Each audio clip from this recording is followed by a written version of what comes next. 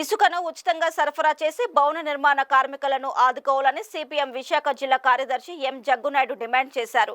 నిర్మాణ రంగాన్ని సంక్షోభం నుండి బయటపడేయాలని, ఇసుక కొరతను నివారించాలని, కార్మికులకు సంక్షేమ బోర్డు పథకాలు అమలు చేయాలని డిమాండ్ చేస్తూ సిపిఎం విశాఖ జిల్లా కమిటీ ఆధ్వర్యంలో ఆర్టీసీ కాంప్లెక్స్ నుండి జీవీఎంసీ గాంధీ విగ్రహం వరకు ర్యాలీ చేపట్టి అనంతరం ధర్నా నిర్వహించారు.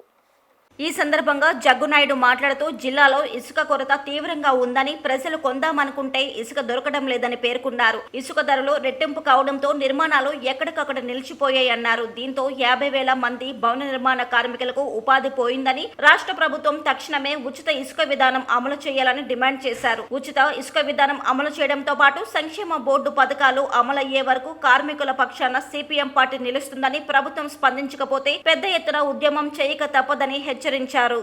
ఎం జగ్గునాయుడు, సిపిఎం విశాఖ జిల్లా కార్యదర్శి. విశాఖ జిల్లాలో ఇసుక కొరత చాలా తీవ్రంగా ఉంది.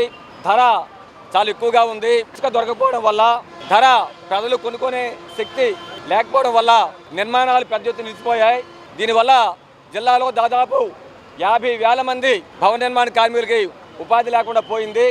నిర్మాణ రంగం మీద ఆధారపడినటువంటి ఇతర వ్యాపారాలు కూడా పూర్తిగా దెబ్బతింటున్నాయి.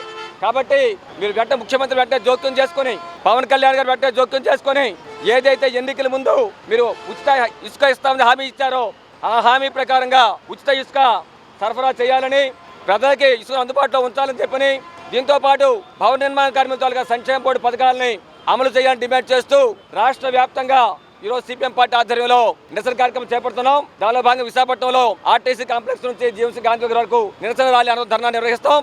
ప్రధానంగా ఈరోజు ఇసుక చాలా సమస్యగా ఉంది. గతంలో ప్రభుత్వం అధికారంలోకి వచ్చినట్టు చంద్రబాబు నాయుడు, పవన్ కళ్యాణ్ గారు అన్ని సభల్లో చెప్పడం జరిగింది, ఉచిత ఇసుక ఇస్తామని చెప్పేసి. ఈరోజు ఉచిత ఇసుక ఇవ్వకపోగా 1,175 రూపాయలు ఉన్నటువంటి గత గవర్నమెంట్ ఏర్పరిచినటువంటి దీని ప్రకారంగా ఈరోజు అది రెట్టింపై 2,000 నుండి 2,300 వరకు పలుకుతూ ఉంది. అయినా బస్తా సిమెంట్ ధర ఎంత ఉందో ఇవాళ బస్తా ఇసుక ధర ఆ విధంగా ఉంది. అందుకని ప్రభుత్వం దీని మీద చర్యలు తీసుకోవాలి. అవినీతిగా పాల్పడుతున్న అధికారులు కానీ, లేకపోతే ఇతరత్ర ముఠాగా ఏర్పడి ఈరోజు ఇసుకని స్కామ్ చేస్తున్నటువంటి వాళ్ళని శిక్షించాలని, దీని ద్వారా ఇవాళ మొత్తంగా ప్రజానీకానికి ఇసుక అందించాలని వచ్చాము మేము డిమాండ్ చేస్తున్నాం.